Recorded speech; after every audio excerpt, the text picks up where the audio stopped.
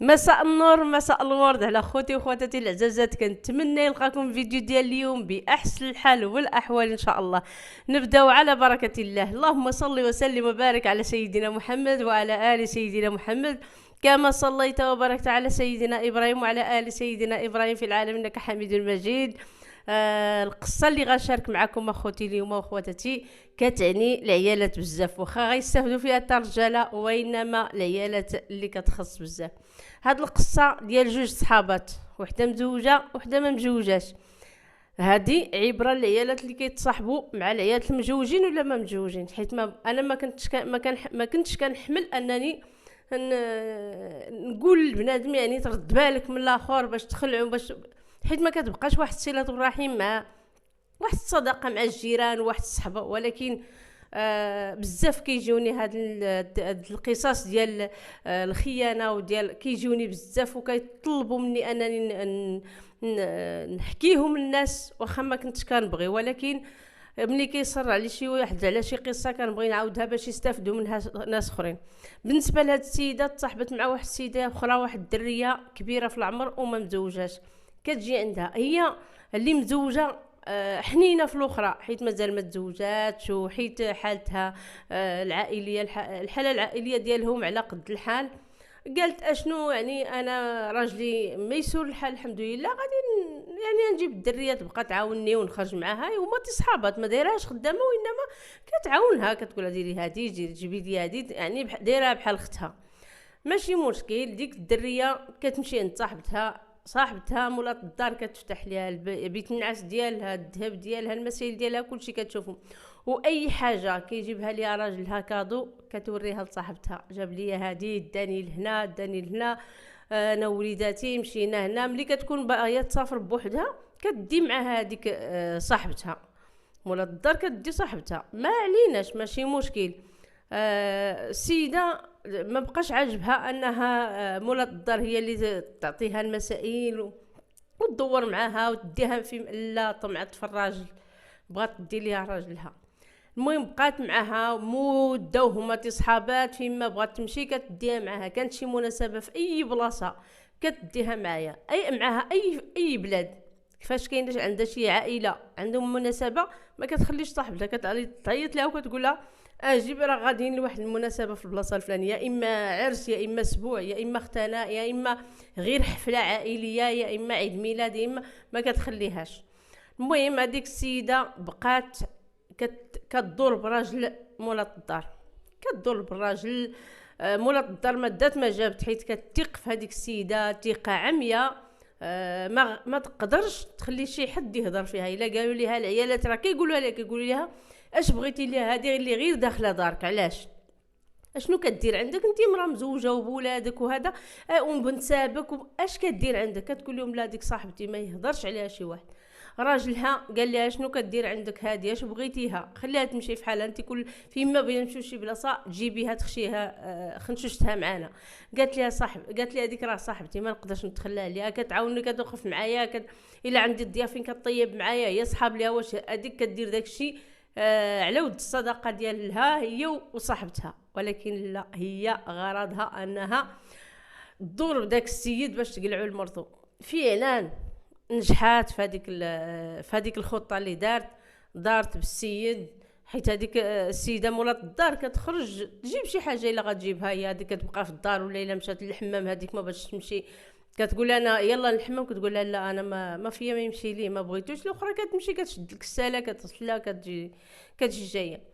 المهم حتى تداخلت هي والراجل، امتى الله اعلم. واحد الوقيته مشات ما بقاش كتجي عندها للدار. ملي كتقول لها علاش ما جيتي وهذا، كتقول لها ودي مع ظروف ما متالياش وهذا. اشنو كانت كدير؟ ها العياله تردوا البال، اشنو كانت كدير؟ كانت ديك الساعه جالسه في دارهم، السيد كيصرف عليها وقاعده كدير في اللحسه وكدير في الليق باش تغلط كتوجد العرس. وشكون غيتزوج بها؟ راجل ديك السيده ما فراسها ما يتعاود. مداومه على ديك القضيه ديال انها تصيفط ليها الحاجه، شرات ملح فديها ليها، شرات جاها شي كادو تشري ليها هي كادو، اي عيد كتشري لها الكادو. ما عليناش. واحد الوقيته جاها الراجل قال لها ودي بغيت نتزوج، ما قال ليهاش بشكون، قال لها انا غنتزوج، خصك تعطيني سميتو الموافقه غنتزوج. قالت لي هي اللي ما كايناش، انا ما غاديش نعطيك الموافقه باش تزوج. قال لها غادي نتزوج. قالت ليه قعد غير حتى يكبروا وليداتنا شويه طيب باش ما يتعقدوش وديك الساعه نعطيك الموافقه. قال لها لا انا غنتزوج دابا سوا بغيتي سوا ما بغيتيش. اصلا القانون كيحميني حيت انا ميسور الحال، يعني المخزن غادي يعني قانونيا غنتزوج، غير زعما قلت من الاحسن يعني تعطيني الموافقه ديالكم وتكونوا يعني انت راه غادي نعطيك فين تسكني وهي غتسكن، انت تسكني بوحدك وهي بوحدها. وهذا فعلا هو ما ضيعهاش، شرى ليها فيلا قداش وتهلا فيها وعطيها الماندا ديالها كتشدها وكل شيء. ولكن هي قالت ليه هي اللي ما تكون انك تزوج وليداتنا صغار، ما بغاتوش هي. راه المهم شاده بالطريقه بالقضيه ديال الدراري صغار، ولكن راه اي مرة راه ما كتبغيش الضره تجي عليها. ما عليناش. المهم هذاك السيد مشى وجد العرس ديالو وعقد السيده ودار العرس ديالو.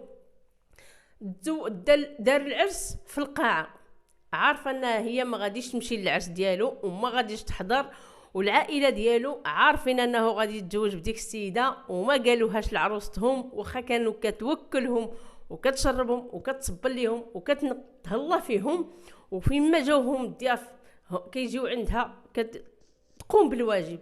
ولكن ما قالوش حشومه عروستنا خصنا نقولوا ليها ودي السيد راه ها اللي جاب وراه عنده العرس اليوم. ولا لا، النهار اللي دار العرس ديالو رحلها هي داها لواحد الفيلا هي ولادها، وسكن هو في الدار اللي كان ساكن فيها هو ومرته الاولى.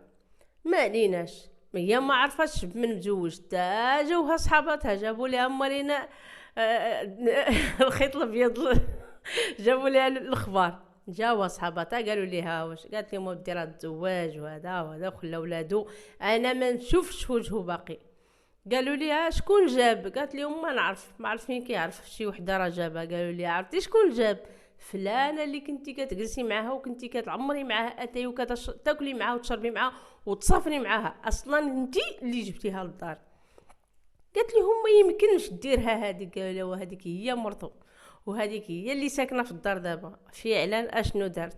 واحد النهار خرجت من دارها من الفيلا ديالها وجات جايه للدار القديمه اللي كانت فيها، ما نقرات ما تلقى غير صاحبتها هي اللي فتحت لها الباب، هي العروسه وهي اللي دات الراجل وهي اللي شتات الشمل ديال دوك الناس. هاد الشيء علاش اخوتي الانسان يرد البال، ما بقاوش صحابات، ما نكذبش عليك، ما نقول لكم ما كاينش صحابات. وحتى بالنسبه للرجاله هذا الميساج كنتمنى يوصل لا الرجاله ولا العيالات. اللي عنده شي امراه وعارفها يعني كبرات ليه ولادو وهزت ليه عائلته يعني وصبرات، يجيب الضيافين في الوحده ديال الليل كتنوض طيب ليهم، يجيب الضيافين في الجوج ديال الليل يجيو شخصيات يجيو عنده تهلا فيهم محمره ليه وجهه قدام الناس. ما تفرطش فيها حيت الحاجه القديمه عمرك ما تلقى بحالها. شو دابا مثلا ها احنا كاع بشر كتلقى غير آلة ديال الدار، مثلا غير الثلاجه. نعطيكم مثلا، راه ما يمكنش تكون الثلاجه اللي كانت عندك بحال هذه اللي غتشري دابا، لا ما يمكنش. راه كتلقى ديك الكاليتي الاولى ما كايناش، ما كتدورش، كتجيب شي سميه اخرى وكتفوت واحد المده كتخسر. كانوا الناس كيشريو الثلاجه كتفوت عندهم 20 عام 30 عام باقي كيما هي. دابا راه كتجيبها عام عامين هي صافي خصها الغاز تكالت بالصداع، يعني حيت الكاليتي بنادم اي حاجه. الحاجه قال لك الجديد له جده والبالي لا تفرط فيه.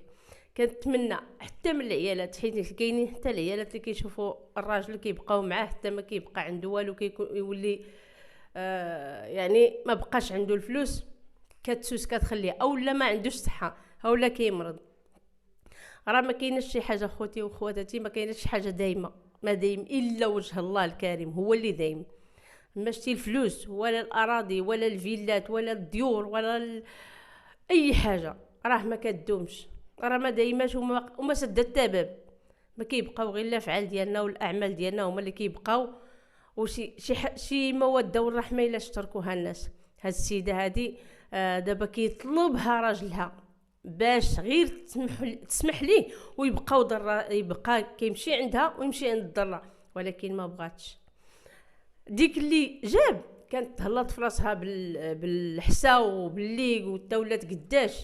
نهار تزوج بها حملات الحمل الاول تفشات لقاها غير عرق، لقاها كلها عرق، ما بقاتش مع. كتعرفوا داكشي ملي كيتنفخ بنادم حتى لواحد الدرجه ملي كيتفش كيولي بحال ديك التقليه ديال العيد كلها مكمشه كلها مكمشه.